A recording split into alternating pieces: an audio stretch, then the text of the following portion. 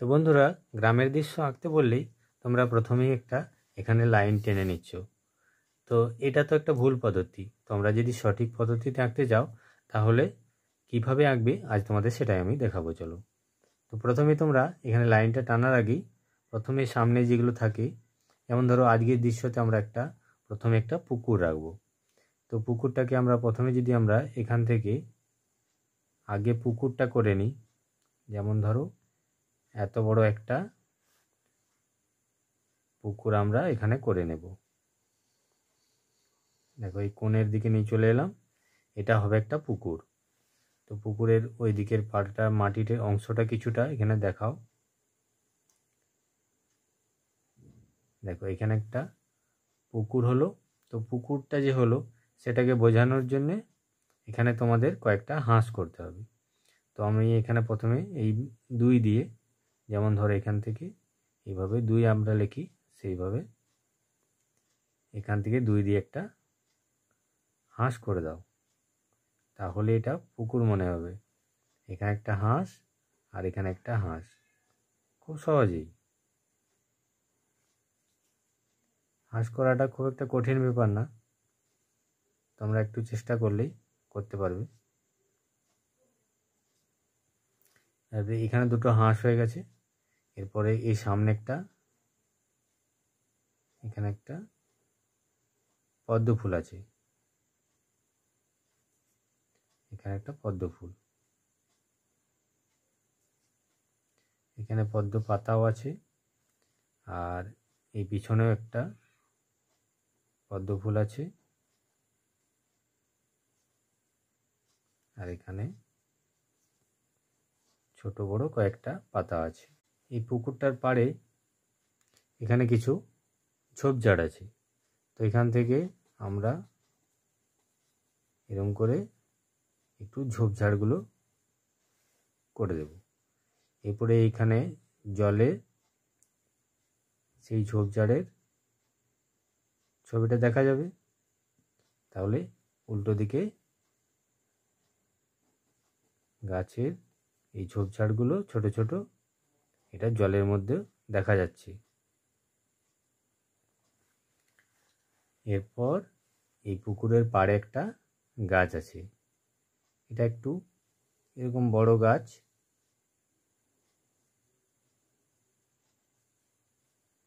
এরকম করে 2টো ডাল দিয়ে এই পুকুরের পাড়ে, এটা একটু দূরে আছে। এরপরে গাছটাকে তোমরা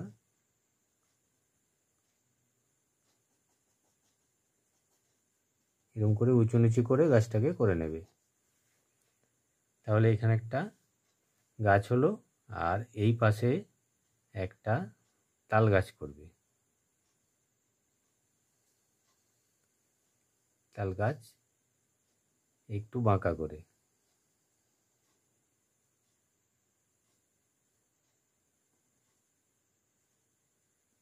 এরকমভাবে তাল গাছের মধ্যে কয়েকটা দাগ এরকম করে দিয়ে দেবে। এরপরে এখান থেকে তাল পাতাগুলো এরকম উঁচু নিচু লাইন দিয়ে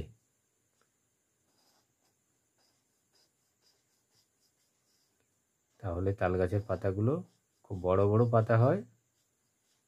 এরকম করে তাল গাছ হয়ে গেছে। এরপরে তোমাদের কি করতে হবে, এখানে একটা ঘর করতে হবে।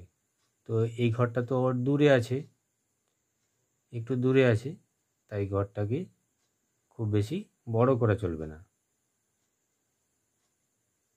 দেখো এই পুকুরের পাড়ে কিছুটা দূরে একটা ঘর আছে,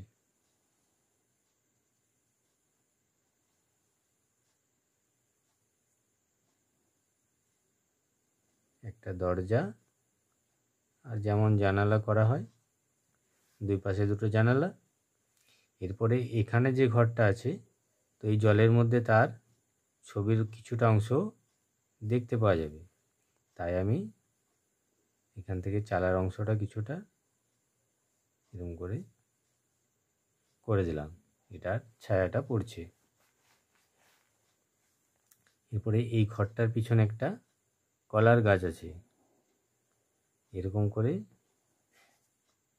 কয়েকটা লাইন এর মাপে আগে দিয়ে দেবে। এরপর এদিক থেকে এরকম করে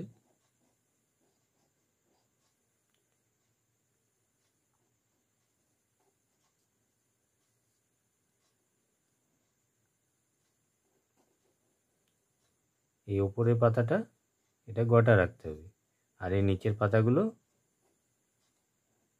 অনেক বড় পাতা তো, তাই হাওয়া দিলে এগুলো ফেটে যায়, সেই জন্যে কলার গাছের পাতা এরকম ফাটা ফাটা করা হয়। তো এরপর আরও একটা ঘর আরেকটু দূরে আছে, তো এইখান থেকে আর একটু দূরে একটা ঘর আছে,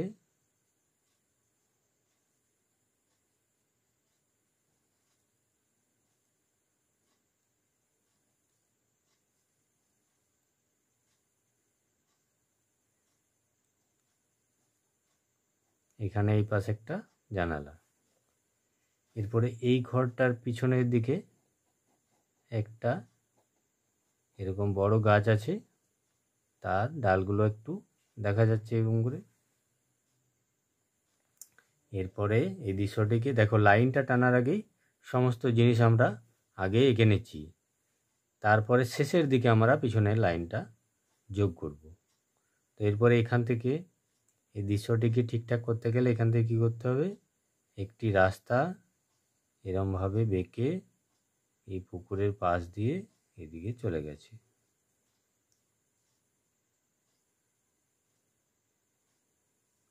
এরকমভাবে বেঁকে পুকুরের পাশে দিয়ে একটি চওড়া রাস্তা অনেক দূরে চলে গেছে। এরপর আমরা এই দূরের লাইনটা আস্তে আস্তে দিয়ে দেব।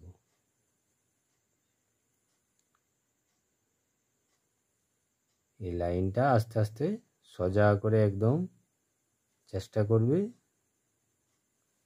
যাতে সোজা করে দেওয়া যায়। দেখো, এরপর অনেক দূরে যে গাছপালাগুলো থাকে সেইগুলো একটু উঁচু নিচু করে এইভাবে করবে। আর এরপরে এই দূরে অনেক দূরে তাল গাছ আছে, এখানে দুটি,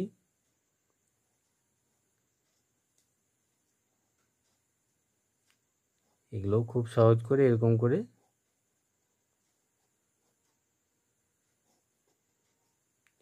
করে দেবে, তাহলে অনেক দূরে তাল গাছ। এরপর আকাশে মেঘ,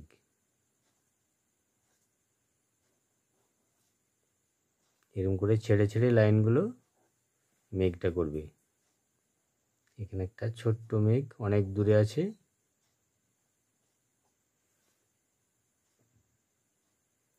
আর এই পাশেও একটা মেঘ করে দেবে।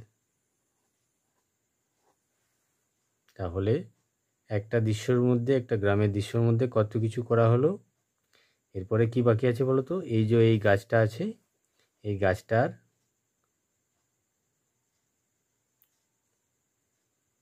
ছবিটাও কিন্তু এটাতে পড়বে। তো এখানে আমরা পুরো গাছটা করব না, একটু করে ছেড়ে ছেড়ে আমরা এখানে গাছটা করে দেব। তাহলে এরপরে কি বাকি আছে, এখানে কয়েকটা এরকম পাখি উড়ে যাচ্ছে।